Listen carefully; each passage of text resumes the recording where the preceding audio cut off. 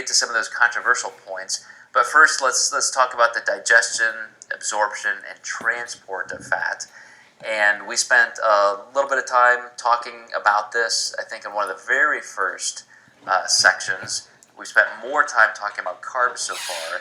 So the thing to understand when you consume fat, it is a very complex molecule, and there are different levels of complexity.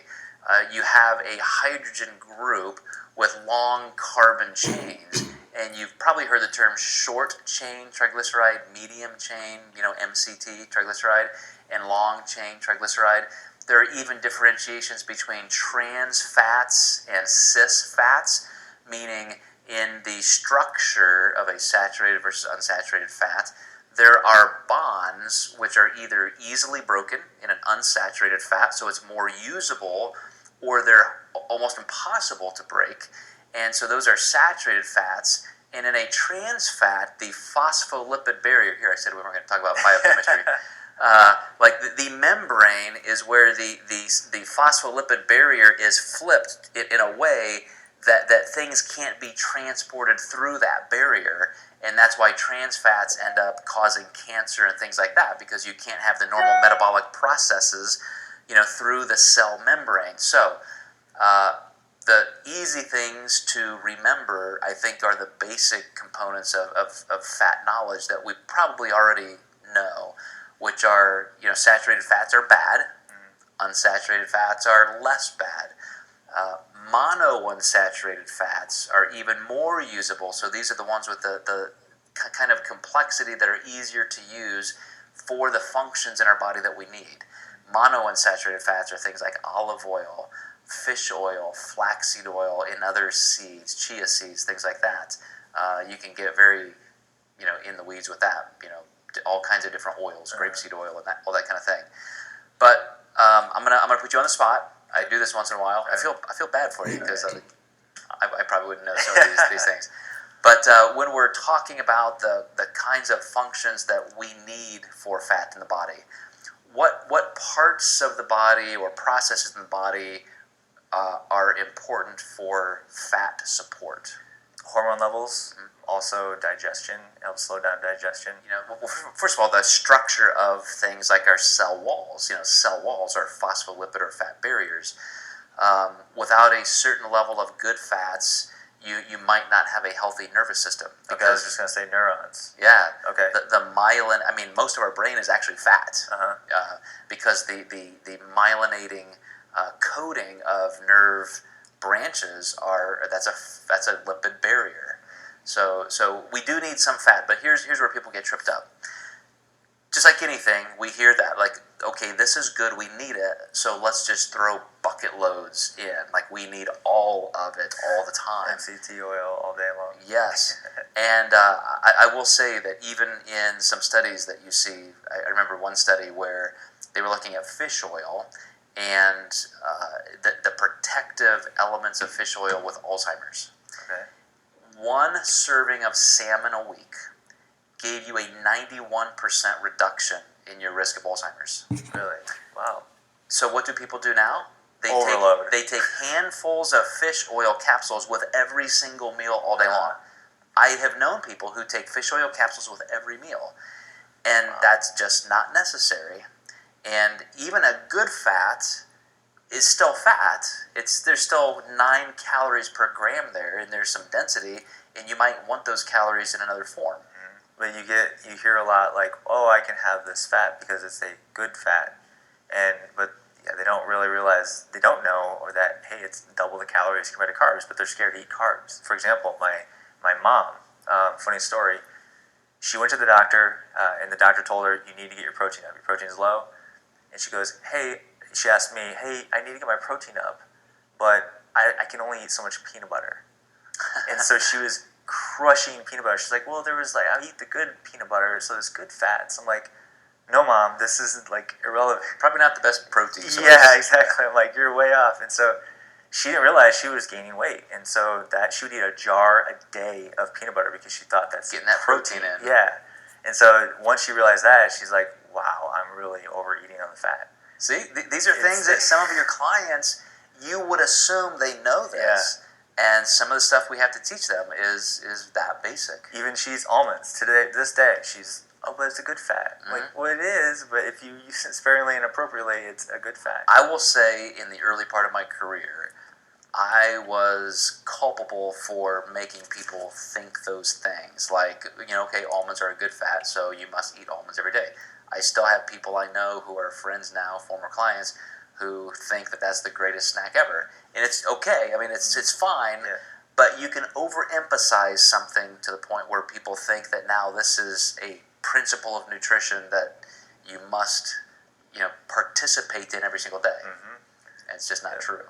It really comes down to just the caloric quantity of what they're doing. And you can eat all the good fats you want, and you can still gain weight. And you mentioned hormone regulation. That's another thing. If you go all the way back to my very first book, I was guilty of saying, yes, we need fat for hormone production. Things like testosterone are cholesterol-derived hormones. And though that is true, if you have enough body fat on your body, you don't need to supplement that. I mean, even a good fat, you don't need it because you have enough fat. So let's spend a minute on this one because it is a topic that people talk about. There are studies out there because especially in this high fat versus low fat, high carb versus low carb battle that will always be there, people will make the claim, I need more fat because that increases hormone production, especially testosterone. Absolutely false. The more fat you consume, the more your testosterone actually goes down. Is it because you're gaining body fat? It's because you know what this does to your body digestively. You can't digest all of this, and so your LDL levels come up, and that creates just almost that trans fat phenomena where everything in your body starts working less efficiently. The more saturated fat you consume, so this is like, roar, give me a T-bone steak, that's going to make my testosterone go up. That even makes sperm count go down. Wow, that's interesting, So the more saturated fat you consume, your testosterone goes down, sperm count goes down, sperm motility goes down. But if your fat levels are just what they need to be, so in that 15 to 20% range on the low side to 25-30% on the high side, and you are consuming a decent amount of unsaturated fat, so things like olive oil, this is where the Mediterranean diet comes in, then you can see testosterone actually goes up. So a moderate fat intake that has a good percentage of unsaturated, monounsaturated fat, that's what will increase your testosterone. Plus it's a healthier approach. You're not assuming you're eating the right amount of quantity and structuring, correct? Right. But you have heard the That's- opposite in headlines, Yeah, right? absolutely. Absolutely. all More the time. fat, more saturated fat, Absolutely. more testosterone. Yep. Totally false. Yep. And these are the things that you guys are going to not only contend with, that because your clients hear this information, but I would guarantee some of this is probably surprising you guys, and you might have to check some of your practices at the door and relearn some of this. Now that I think about it, is now that I look back on myself, just anecdotally, how I felt when I had more fat compared to less, and I actually felt way better less. I was more sluggish and with higher fats. I even read a study where isocalorically they compared meat-eating, people with vegetarians, and they would change their fat levels from 30. It went all the way up to 38% and down, and they totally mirrored each other.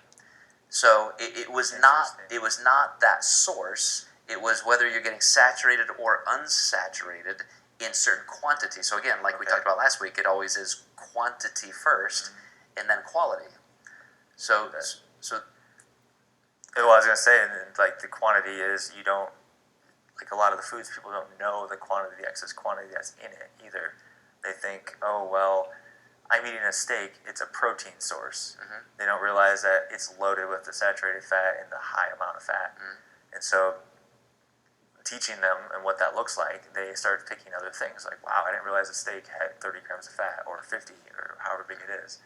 So the quantity, again, absolutely, all it goes back to quantity. And like Taylor said, as a coach, you have to assume people may not have all this information, and so it's very helpful. not to necessarily dump this all out in an initial consultation or program development phase, but as you're seeing their food sources, these are things for you to pick out and say, well, I noticed you're eating a lot of this. Maybe this would be a better source for this reason. And so in this chapter, there is a lot about the recommendations, the health effects of saturated fat, trans fats, cholesterol, that kind of thing. Very important for you to understand so you can point those out. But I want to lump all of this into that debate of carbs versus no carb, because most of the people who are on the ketogenic side, they think there are so many health benefits to higher fat, including higher hormone levels and all of that, which again is patently false. But then you get into the problem of having some real severe health issues. And this is a one case thing, so this is totally anecdotal. But one of the biggest lifelong proponents of ketogenic diets, high-fat diets, Charles Poliquin, he just died at age 58 of a heart attack. Oh yeah, he did, huh? I totally forgot that. Yeah. 58 years old. Interesting. Healthy guy, trains hard, coach, popular coach, and I mean, zero disrespect. I mean, he died, and that's awful. He died early. That's horrible. Yeah. But you have to wonder, somebody who promoted eating all of the saturated fat you want. Carbs are the bad guy. Just keep carbs out of the way. These are healthy. This will keep your heart healthier by eating, low carbs. People say that it's the carbohydrate that causes heart disease and problems like that, which again is patently false. And, one case study, one anecdotal story, but you are a nutrition and performance coach of the highest caliber, sought after all over the world, and what you said was going to be the case, you actually died of. You put steak and eggs and butter in your body for your entire life. Yeah, and you don't think that saturated fat has an impact. Yeah, exactly. And he taught that probably to everybody that in the world, and so it's kind of ironic. Now, again, excess carbs can increase hypercholesteremia. Excess carbs can lead to diabetes and so forth. But fat is way, way worse. It's so supported by evidence. I will tell you that in a massive literature review I did a couple years ago, looking at every study I could possibly view in the last 50 years, going all the way back to the Minnesota review that really started this high-fat craze, it's just an absolute fact that people lose weight faster with a lower fat diet. It's more sustainable because they get to keep some carbs in. It leads to better HDL levels because you want high density lipids, up there. That's the good cholesterol. It leads to lower LDLs. It's just it's important for you guys to have this clear. And in the chapter in Whitney and Rolf's on fat, chapter 5, you will see this information, and I want you to trust it because it's backed up by science. When you look at true inpatient studies where food is controlled, a higher carb, lower fat diet wins every time in every category. It keeps your metabolism higher, you lose body fat faster, all of your blood lipid markers for cardiovascular disease improve, hormone levels, as we just said, improve. And so there really is no controversy. This is not something that you can just say, well, I believe this, or I believe that, or this is good for some people, this is good for other people. Just not true. You have to start with the premise of absolute good health, and then based on preferences, if somebody likes a little higher fat diet, one of our clinicians emailed me just yesterday and said, well, this client is actually a vegetarian, and so a lot of the foods like avocado, almonds, things like that are, what they want. So is it okay if I keep the fat up to this level? And I said, well, this person also has PCOS, and so they need a little bit lower calorie bank. And so you're suggesting the fat intake be up here, which is, he had around 70, 80 grams, and carbs were almost ketogenic. He almost put her in a ketogenic diet. And I said, just because she has PCOS and just because she likes fat doesn't mean this is still the best diet. So I said, how about we bring this down to 40 or 50 grams of fat, she can still have those foods that she likes, but we still need some clean, healthy starch sources, fruit, things like that that are just going to be healthier. And I think as coaches, it's very important. I mentioned a few episodes ago that we consider this kind of text, this dietetic work, not just middle of the road as in kind of the home base that's boring and we're going to do something that's better, that's more exceptional. That's home base for a reason, and then we can fluctuate in small amounts to reach somebody's goals. It really is dynamic of their life as well, where they might not crave fats for a phase, and all of a sudden they might have fat cravings, where you can kind of adjust just a little bit, kind of meet them in the middle. And that's helpful. Plus, mentally, the client usually feels more. This is more of a practical thing, but they feel more at ease when they're involved. Of like, oh, they're hearing me. I like more fats, so they're giving me a little bit more fat to kind of have some more room too. Absolutely. So they're able to enjoy it because they feel like they're part of the process. Can you think of any clients that, whether they came to you with those preconceived notions or not, that you needed to bring their fat down and then they really started progressing faster? Yeah, where they started insanely high, and it's hard to go from insanely high to like 100 or plus fats to 40. And so I have to take them down slowly and transition slowly. But I noticed when I hit a certain point of, gram amount, depending on the person, that's when they start really making progress, like, tremendously. And when they have higher fats, I find that they have a more difficult time losing weight. You mentioned that you feel more efficient, cleaner, healthier with less fat, and I totally am the same. I mean, I like fat, I like red meat, I like, peanut butter, almonds, all that kind of thing. But as soon as I really bring that fat down to a 20% or so level, I can eat more carbs and I lose weight way faster. Yeah, make that transition with clients and they start seeing it. They're like, wow, I can have carbs, and it's pretty crazy. It's pretty cool to see that their aha moment. So I'll give you guys one case study about this. I had a client who was a total ketogenic guy. First off, how many keto people have you met that actually stayed in keto for a long time where they're true ketosis? Zero. Me too. Zero in my life. The only what about Dom? So Dr.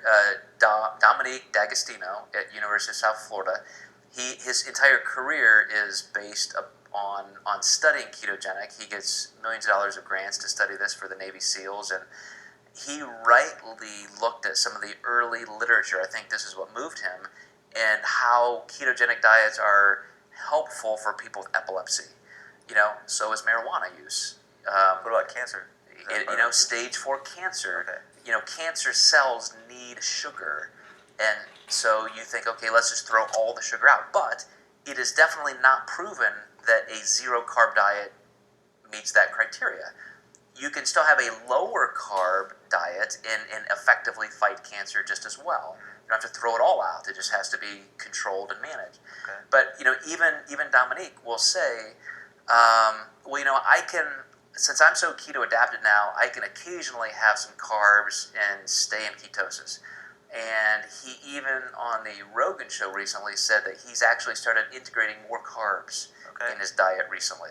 So here's a guy, again, who studies it, who's a proponent, who loves it. He doesn't mind suffering. Like he views food as just his job. He prefers to eat 2 meals a day, so he doesn't have to eat all day. It doesn't rule his life. And yet he's already seeing, I don't know, maybe I feel better with carbs and that kind of thing. That's when I first met him back in 2014 or 15. He was like, I do keto, I practice, which I respect. I was like, wow, you practice what you preach. This is awesome. And he was the only person I've ever met that actually stayed in ketosis. And I'm like, I never met anybody else that actually does it. He is not a guy who's like secretly binging in his pantry with chocolate chip cookies or anything like that. But I think he is, and he'll even tell you, like, this is not for everybody. He thinks that there is some value to it. I challenge that there's really any value to it. Your body can do that. You can adapt. I mean, look at the Eskimos. When you have no carb sources, the human body can adapt. Doesn't mean it's better. I'll give you one case study. And I've had many. Over my career, I've done this with hundreds of people. A guy came to me, and he was a total keto guy. He was eating also 2 meals a day, because oftentimes keto just merges well with intermittent fasting. And he was eating 200 grams of fat a day. Wow. His protein was kind of high, but it was 2 meals a day, so it wasn't that high. And he was getting 0 carbs. He was not even eating fiber. Wow. It sounds kind of gross, that right? Sounds terrible. But here's what happened. He hired me, wanted to lose some body fats, and I said, okay, you got to trust me that we need to transition in some carbs, or losing body fat, you're going to lose a ton of muscle. Over the course of 20 weeks, he lost 20 pounds of body fat. He regained 5 pounds of lean body mass, and guess where we ended up? 300 grams of carbs. 400 grams 400? of carbs. We had moved his entire. First of all, we moved from 2 meals a day to 3. We maxed out at 4 meals a day, and that's all he needed. But that allowed us to bring his fat down to about 50 or 60 grams a day. So we were up to 400 grams of carbs. Dude, listen, he lost 20 pounds of body fat, regained 5 pounds of lean body mass he had lost doing ketogenic dieting, and his total calorie intake was 30% higher at the end. That's how much carbohydrates increased his anabolism and his metabolism. Did his hormones change at all? Like, did his hormones improve too? Where we talk about like high-fat diets, improve hormones? Like, we did not do any blood chemistry stuff. The preconceived notions of that. Where, that's interesting, because he probably, if you would have transitioned into the 4 meals right away, the 300 grams of carbs or 400 right away, he probably would have had a heart attack. He would have been like, no way. Just because of insulin and stuff like that. Yeah. It is, the body is so adaptive, it takes time. You can become insulin sensitive. Absolutely. Yeah, or carb sensitive. You create that carb sensitivity within yourself of the no carb dieting or trying to do it for so long. And so he's probably extremely sensitive. Right. And so, guys, I mentioned this, that we are an organization that wants to look at everything fairly, and I think every type of diet is just another great tool in your toolbox. And in a couple of the upcoming study sessions we're going to have, study videos, we're going to talk about all of those and what value they have. But for somebody to say that carbs have no value and everybody should be on a ketogenic diet, that statement simply means you have no understanding of the biochemistry of nutrition. And that has to be the basis of your work as a nutrition consultant. You have to understand the physiology, and that means digging into some of the research and like we've talked about, putting your preconceived ideas to rest, reducing